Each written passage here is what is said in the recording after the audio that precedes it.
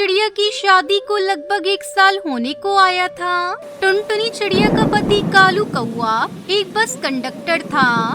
टुनटुनी चिड़िया के परिवार में उसका पति कालू कौआ, उसकी सास टूनी चिड़िया और एक ननंद पिंकी चिड़िया थी। परिवार में कमाने वाला सिर्फ एक उसका पति कालू कौआ था। जैसे तैसे ये परिवार अपने दिन गुजार रहा था। एक दिन, हे भगवान, ये मेरे बेटे को क्या हो गया? भैया, तुम्हें बहुत तकलीफ हो रही है ना? भाभी के आने के बाद से ही ये सब हो रहा है। ये तू क्या कह रही है?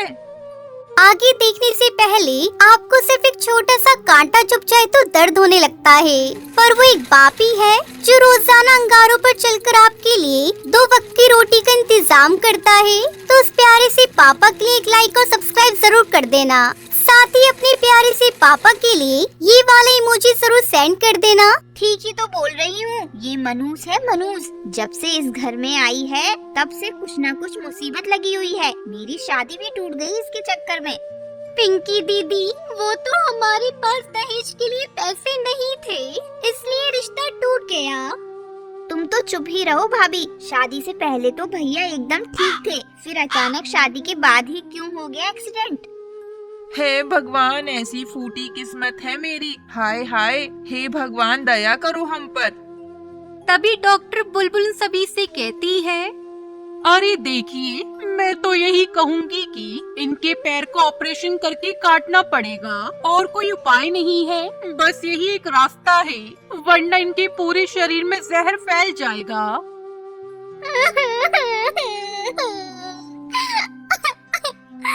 अरे ये क्या बोल रही है डॉक्टरा? अब कालू जी कभी नहीं चल पाएंगे, ये कैसे हो सकता है? टुनटुनी, ये चल पाएंगे, लेकिन बैसाखी के सहारे। कल सुबह को ये ऑपरेशन करेंगे और कल सुबह सवेरे 1 लाख रुपए काउंटर में ही जमा करने होंगे। अब टुनटुनी बहू, इतने पैसे हम कहाँ से लाएंगे? पैसों का इंतजाम हो जाएगा डॉक्टर साहब, आप ऑपरेशन करिए। लेकिन कैसे बहू? माँ जी, मेरी शादी के गहने तो है ना, हम उसी को बेचकर कालू जी को ऑपरेशन करवाएंगे। बहू रानी, ये गहने तो तुम अपने मायके से लाई हो और भविष्य में यही तुम्हारे काम आएंगे। माँ जी, आपका बेटा ही मेरा भविष्य है। उसके बाद कालू कौए का ऑपरेशन हो जाता है और वो अपने घर आ जाता है। तभी टुनटुनी चिड़िया की सास कहती है, बहू, अब हमारा परिवार कैसे चलेगा? घर पे अब कोई भी कमाने वाला नहीं है। तेरे बाबूजी के जुड़े पैसे भी मेरे पास खत्म हो गए हैं। माँ जी, आप फिक्र मत करो, मैं हूँ ना। तभी कालू कौआ टुनटुनी चिड़िया से पूछता है, तुम कैसे करोगी? जैसे तुम करते थे। क्या? मैं कल ही जाकर बस के मालिक कड़कनाथ सेठ से बात करूंगी। मतलब तुम बस चलाओगी? मैंने अपनी जिंदगी में कभी किसी चिड़िया को बस चलाते हुए नहीं देखा। अगर नहीं देखा है तो अब देखेंगे। समय बदल गया है। चिड़िया तो बादलों में हवाई मोटर चलाती है, चांद पर जाती है, और मैं एक बस नहीं चला सकती। अरे बहू, हमारे जंगल के पक्षी इसकी इजाजत नहीं देते। लेकिन माँ जी, हमारे जंगल के पक्षी तो चिड़िया को पढ़ने भी नहीं देते थे, लेकिन आज देखो, घोंसले के हर पक्षी की बेटी आज पढ़ रही है। टुनटुनी, बस में तरह तरह के पक्षी सफर करते हैं, उन सबको तुम कंट्रोल नहीं कर पाओगी, समझी? मैं कर लूंगी कालू जी, एक बार मुझे मौका दीजिए। ठीक है, तुम मेरे सेठ के पास चली जाओ, वो तुम्हें मेरी जगह काम दे देंगे। अगर तुम्हें उन्होंने मना कर दिया तो तुम कहीं और मत जाना बस चलाने। कड़कनाथ सेठ जी एक भले पक्षी हैं। ठीक है कालू जी, मैं कल ही सेठ जी से काम की बात करती हूँ। तभी ये सब बातें पिंकी चिड़िया सुन लेती है और वो टुनटुनी चिड़िया से कहती है, तुम बस ड्राइवरी करना चाहती हो? पागल तो नहीं हो गई हो क्या? इसके अलावा कोई उपाय भी तो नहीं है? छी छी छी छी, घर की बहू होकर तुम बस ड्राइवरी करोगी? हमारी इज्जत डुबाना चाहती हो क्या? इसमें इज्जत डुबाने वाली क्या बात है? अगर मैं काम नहीं करूंगी तो हमारा घर कैसे चलेगा? और किसी के घर बर्तन मांजने से तो अच्छा काम ये बस चलाना ही है। अरे बहू रानी ठीक ही तो बोल रही है। बहू रानी देखो, मैं तो यही कहूँगी कि अगर तुम कर सकती हो तो तुम करो। तुम्हारी जैसी एक पढ़ी लिखी चिड़िया किसी के घर में जाकर बर्तन मांजे, ये मुझे बिल्कुल अच्छा नहीं लगेगा। खैर तुम अभी अपने घोंसले में जाओ। माँ देख लेना, इस टुनटुनी की वजह से इस घर की इज्जत चली जाएगी एक दिन। उसके बाद से टुनटुनी चिड़िया कड़कनाथ सेठ के पास जाती है और उससे कहती है, भैया आप मुझे अपने साथ ड्राइवर के तौर पर रख लीजिए ना। देखिएगा मैं बहुत अच्छा काम करूँगी। अरे तुम एक चिड़िया हो, तुम ये बस का काम नहीं कर पाओगी। तरह तरह के पक्षी आते हैं यहाँ पर।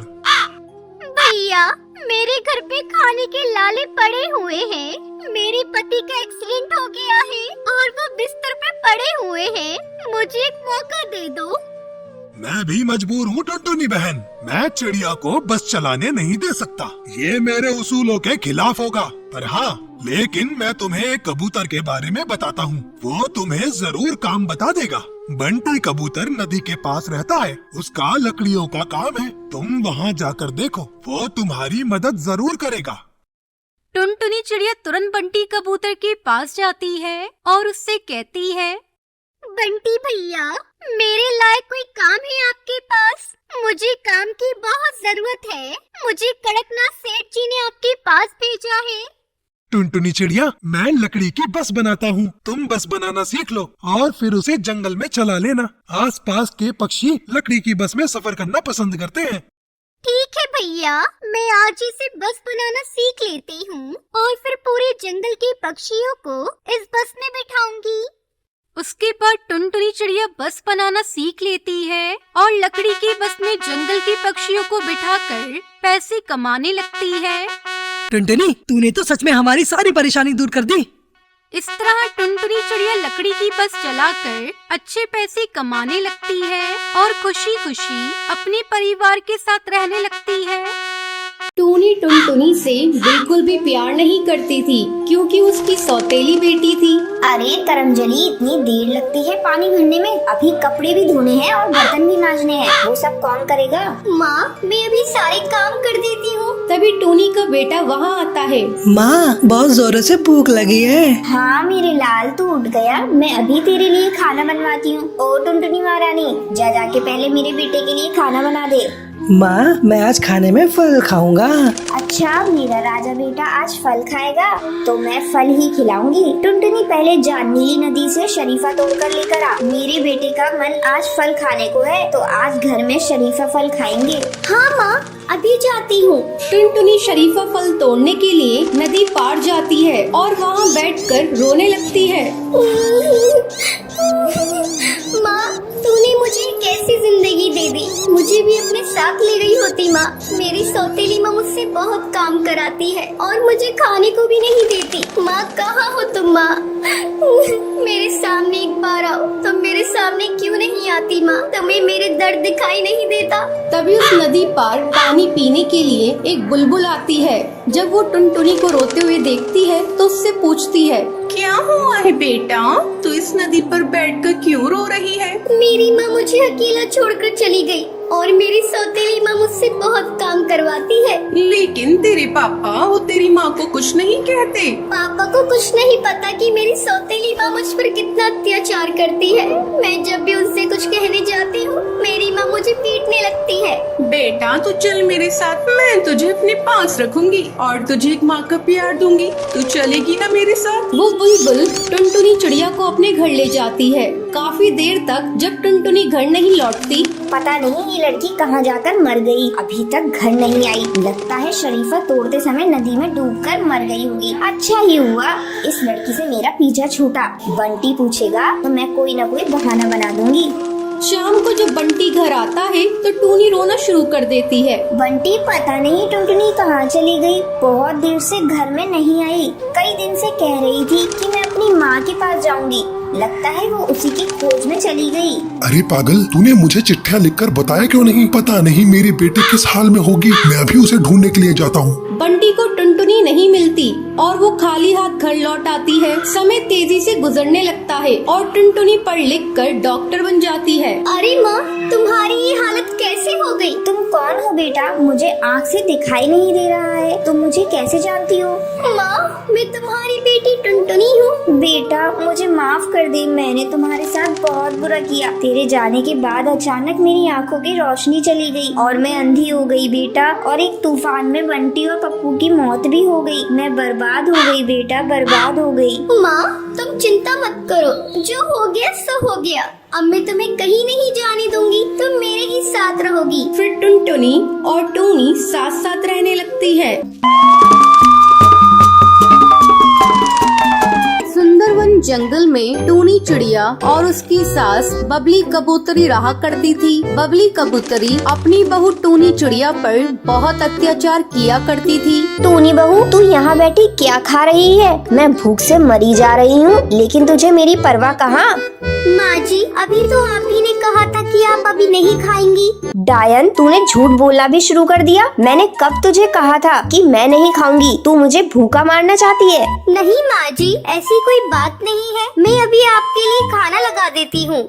इसी तरह बबली कबूतरी छोटी छोटी बात पर टूनी चिड़िया को कुछ न कुछ सुना दिया करती थी। एक दिन टूनी चिड़िया आकर बबली कबूतरी को बताती है, माँ जी, मैं माँ बनने वाली हूँ। तो क्या हुआ, तू माँ बनने वाली है? ऐसे आकर बता रही है जैसे तू अमीर बनने वाली है। सभी चिड़िया माँ बनती हैं, इसमें नई बात कौन सी है? जा जाकर अब काम कर, तेरे मायके से नौकरानी नहीं आने वाली। ऐसे ही 7 महीने गुजर जाते हैं। एक दिन टूनी चिड़िया कपड़े धोने के बाद गीले कपड़े सुखाने के लिए अपनी ननद लाडो को बुलाती है। लाडो, ओ लाडो, जरा जल्दी यहाँ आना। क्या है भाभी? लाडो, इन कपड़ों को ले जा और बाहर डाली पर सुखा दे।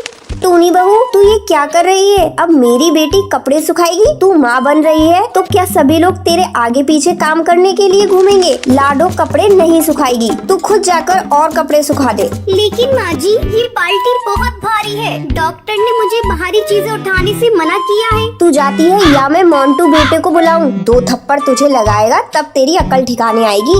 नहीं माँ जी, आप मोंटू चिड़ी को मत बुलाइए, मैं खुद ही कपड़े सुखा लेती हूँ। टूनी कपड़ों से भरी बाल्टी उठाकर बाहर डाली पर जाने लगती है। तभी उसके पंख लड़खड़ाने लगते हैं और वो पेड़ से नीचे गिर जाती है। करमजली एक काम भी ठीक से नहीं कर पाती। पहले से घर का खर्च कम था, जो इसने डॉक्टर का भी खर्चा बढ़ा दिया।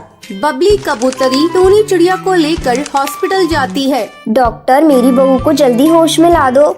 माँ जी, आपकी बहू की हालत बहुत सीरियस है। आखिर ये बेहोश कैसे हो गई? क्या बताऊं डॉक्टर, खड़ी थी तभी उसको चक्कर आ गए और गिर गई। डॉक्टर, इसे जल्दी होश में ला दो, घर का सारा काम पड़ा हुआ है। अरे आप कैसी सास है? आपकी बहू जिंदगी और मौत से जूझ रही है और आपको अपने घर के काम की पड़ी है। अब आपकी बहू को इस हॉस्पिटल में 2 दिन तक रखा जाएगा। डॉक्टर, ऐसा नहीं हो सकता, तुम मेरी बहू को बस होश में ला दो, मैं उसे जल्दी घर लेकर जाऊंगी। ठीक है, थोड़ी देर आप यहाँ इंतजार कीजिए, मैं अभी आती हूँ। तभी डॉक्टर उसे वहाँ बिठाकर पुलिस को फोन कर देती है। इंस्पेक्टर कौआ, आप इस जालिम कबूतरी को गिरफ्तार कर लो। इसने अपनी बहू पर बहुत सारे जुल्म किए हैं। अभी अभी इसकी बहू ने होश में आने के बाद मुझे सारी बात बताई है। पुलिस बबली कबूतरी को गिरफ्तार करके ले जाती है और इस तरह टूनी चिड़िया को अपनी अत्याचारी कबूतरी सास से छुटकारा मिल जाता है। कुछ दिन जेल काटने के बाद कबूतरी घर आती है और अपने पुराने रूप में आ जाती है और टूनी चिड़िया से कहती है, अरे तू घोंसले में कैसे बैठी है? चल निकल घोंसले से और चल घर के काम कर। माँ जी, मैं अभी चल रही हूँ, आप मुझ पर गुस्सा क्यों कर रही हैं? गुस्सा नहीं तो और क्या करूँ तुझ पर? मेरे बेटे के तो कर्म ही फूट गए। मैंने तो सोचा था तेरा बाप गाड़ी देगा, सोने की सिकड़ी देगा, लेकिन उसने तो कुछ नहीं दिया। तू अपने मायके से तो कुछ नहीं लाई और यहाँ महारानी बनकर बैठी रहेगी। माँ जी, आपको ये सारी बातें मेरी मम्मी पापा से कहनी चाहिए थी। हरामखोर, मुझे जेल भिजवाकर तेरा कलेजा ठंडा नहीं हुआ और तू अब जुबान भी चलाने लगी। माँ जी, मुझे मत मारिए, मेरी क्या गलती है? एक दिन फिर बबली कबूतरी टूनी को परेशान करने के लिए उसके कमरे में जाती है। क्योरी महारानी टूनी, कैसे आराम फरमा रही है? चल जाकर उपले बना। माँ जी, मैं दूसरे काम कर लूंगी, मैंने कभी उपले नहीं बनाए। अच्छा, तो चल मैं तुझे सिखा दूंगी। अगर तुझे उपले नहीं बनाने थे तो तेरे माँ बाप ने इस घर में शादी क्यों की? चल अब चलकर उपले बना, 4 दिन से उपले नहीं बने। माँ जी, मुझसे उपले नहीं बनेंगे। आने दीजिए इनको, मैं इनसे कह दूंगी मुझे उपले नहीं बनाने हैं। ले, वो आ गया। अब बोल, देखती हूँ वो तेरी बात मानता है या मेरी बात मानता है। माँ, तुम दोनों में बहस कैसे हो रही है? तू अपनी पत्नी से ही पूछ ले। क्या हुआ जी? देखिए ना जी, माँ जी मुझे उपले बनाने को कह रही है। मैं उपले नहीं बनाऊंगी। मैंने कभी अपनी जिंदगी में उपले नहीं बनाए। आपने मुझसे शादी के उपले बनाने को की थी। क्या कहा तूने? तू उपले नहीं बनाएगी? अब तो घर के सारे काम तुझे ही करने हैं। तू दहेज लेकर नहीं आई है। आपने दहेज के लिए मेरे पापा से क्यों नहीं कहा? कहा तो था तेरे बाप को। कंकाल निकला, खाली हाथ अपनी बेटी को यहाँ भेज दिया। मेरे सारे शौक धरे के धरे रह गए। मैंने तो अपने दोस्तों से भी कह दिया था, लेकिन तेरे कंकाल बाप ने मेरे दोस्तों के सामने कोई इज्जत नहीं रखी। तो जल्दी से माँ जो कहती है वो कर, नहीं तो तेरे भाई को बुलाकर तुझे तेरे घर भेज दूंगा। आप लोग मेरे साथ बहुत गलत कर रहे हैं। गलत तो अब मैं करूँगी। अरे मोंटू, चल फोन लगा अब इसके भाई को और उससे साफ साफ कह दे अभी आए और अपनी बहन को ले जाए। मुझे ऐसी कंगाल बहू नहीं चाहिए। मोंटू चिड़ा टूनी के भाई को फोन लगाने लग जाता है। आपने जिस व्यक्ति को कॉल किया है वह अभी आप लोग ऐसा क्यों कर रहे हैं? मत लगाइए फोन मेरे भाई को। अभी अभी तो उसने मेरी शादी की है। मेरे मायके वालों ने अपनी हैसियत से ज्यादा खर्च करके मेरी शादी की, लेकिन आप लोगों को इससे क्या? लड़की वाले बिक जाए, लेकिन आप लोगों को कोई फर्क नहीं पड़ता। आप लोगों को तो बस दहेज से मतलब है। मैं कहता हूँ तू अब चुप हो जा। क्या साले साहब, मैं कब से तुझे फोन लगा रहा हूँ, तू फोन क्यों नहीं उठा रहा? तू जल्द से जल्द यहाँ आ और अपनी बहन को लेता जा। ये आप क्या कह रहे हैं जीजा जी? ऐसी क्या बात हो गई? पहले मेरी बात मेरी बहन से कर रहा हूँ। मोंटू चिड़ा टूनी चिड़िया को फोन देता है। भैया तू जल्दी मुझे लेने आ जा। मेरे ससुराल वाले दहेज के लालची हैं। ये सुबह से मुझे मार पीट रहे हैं। मैं यहाँ और कुछ दिन रही तो मैं मर जाऊंगी। टुन्नू चिड़ा अपनी बहन की बातें सुनकर हवाओं को चीरता हुआ वहाँ आता है। भैया तू मुझे यहाँ से ले चल, ये लोग मुझे बहुत मार रहे हैं। क्यों जी, आप लोग मेरी बहन को क्यों मार रहे हैं? क्यों जीजा जी? इसी दिन के लिए मैंने अपनी बहन का हाथ आपके हाथ में दिया था। अब तो मैं बहन को 1 मिनट भी यहाँ नहीं छोड़ूंगा। हाँ, ले जा तू अपनी बहन को। मैं अपने बेटी की दूसरी शादी कर दूंगी। मैं तो अपनी बहन को लेता ही जाऊंगा, लेकिन तुम लोगों को मैं नहीं छोड़ूंगा। देखता हूँ आपके बेटे की दूसरी शादी कैसे होती है। मैं आप लोगों का जीना हराम कर दूंगा। अरे तू तो मेरे ही घर में खड़ा होकर मुझे ही धमकी दे रहा है। अपनी बहन को लेकर चुपचाप यहाँ से चला जा, वरना मैं तेरा वो हाल करूँगी कि तेरे घर वाले भी तुझे नहीं पहचानेंगे। भैया इन लोगों से बहस मत करो, जल्दी चलो यहाँ से। ये लोग कुछ भी कर सकते हैं। टूनी चिड़िया अपने भाई टुन्नू के साथ मायके चली जाती है। तो ये थी आज की कहानी। आज के लक्की विनर्स के नाम ये रहे आपके स्क्रीन पर।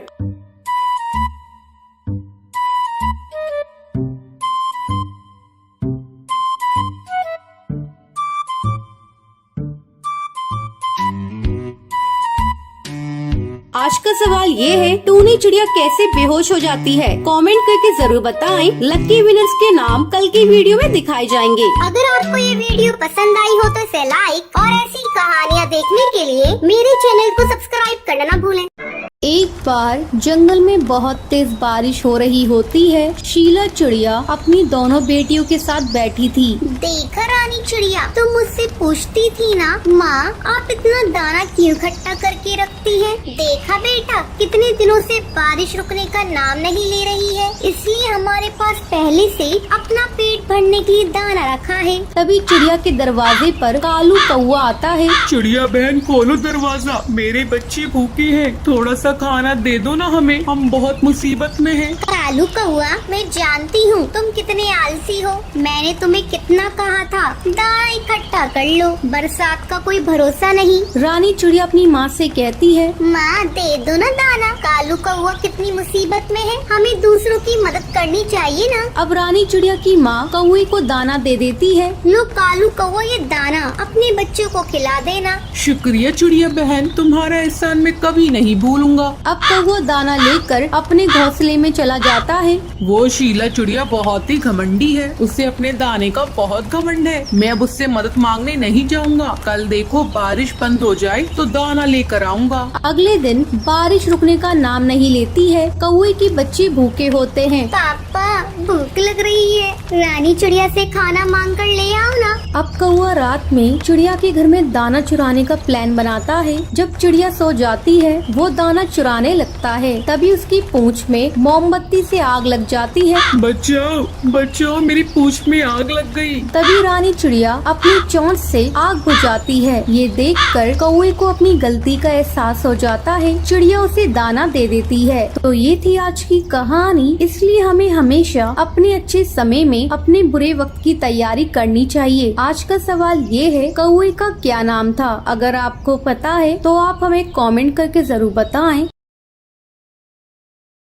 एक जंगल में दो चिड़िया रहती थी। एक का नाम था रानी चिड़िया और दूसरी का नाम था टीना चिड़िया। वो दोनों बहनें थी। टीना चिड़िया रानी चिड़िया से बहुत ज्यादा खूबसूरत थी, वहीं रानी चिड़िया ज्यादा खूबसूरत नहीं थी। अरे रानी चिड़िया, तुम कितनी बदसूरत हो और मुझे देखो मैं कितनी खूबसूरत हूँ। तुम तो काली कलूटी हो। कोई नहीं टीना चिड़िया, इसमें मेरी क्या गलती? अगर मैं खूबसूरत नहीं हूँ तो? तभी उनकी माँ शीला चिड़िया आ जाती है। सुनो रानी चिड़िया, कल तुम्हें देखने के लिए रिश्ते वाले आएंगे। माँ, मैं रानी चिड़िया से बड़ी हूँ, फिर भी चलो कोई नहीं। आपको रानी चिड़िया की फिक्र होगी। कौन करेगा इस काली से शादी? टीना चिड़िया, ऐसा नहीं बोलते हैं। रानी चिड़िया तुम्हारी बहन है। अगले दिन रानी चिड़िया को देखने के लिए राजू चिड़ैया और उसका दोस्त कौवा आता है। आइए बैठिए। रानी चिड़िया जल्दी आओ, देखो मेहमान आ गए हैं। रानी चिड़िया वहाँ पर आती है। राजू चिड़ैया उसे देखकर बोलता है,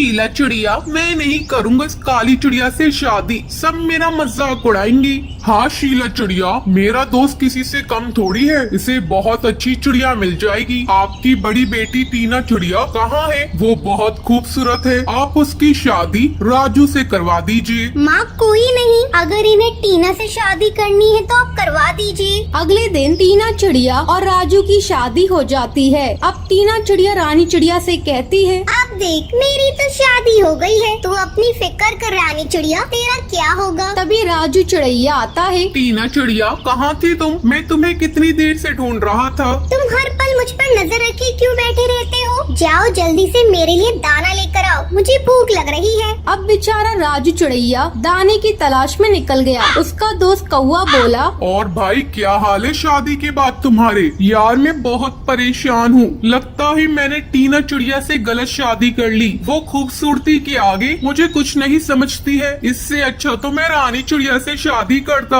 अब ऐसे ही काफी दिन गुजर जाते हैं। अब टीना चिड़िया अपने पति पर बहुत अत्याचार करती थी। अब वो उससे तंग आ जाता है। टीना चिड़िया, निकलो मेरे घर से, तुमने मुझे बहुत तंग कर दिया। तुमसे अच्छी तुम्हारी बहन रानी चिड़िया है। खूबसूरती ही सब कुछ नहीं होती है, मुझे समझ आ गया है। अब बेचारी टीना चिड़िया को अपनी गलती का एहसास हो जाता है। वो रानी चिड़िया से माफी मांगती है। रानी चिड़िया, मुझे माफ कर दो, मैंने तुम्हारे साथ बहुत गलत किया, तुम्हारे रंग का मजाक उड़ाया। अब रानी चिड़िया टीना चिड़िया को माफ कर देती है। वो सब एक साथ खुश रहते हैं। तो ये थी आज की कहानी। क्या आपको पता है रानी चिड़िया की माँ का क्या नाम था? अगर आपको पता है तो आप हमें कमेंट करके जरूर बताएं। अगर आपको ये वीडियो पसंद आई हो तो इसे लाइक और ऐसी कहानियाँ देखने के लिए मेरे चैनल को सब्सक्राइब करना ना भूलें।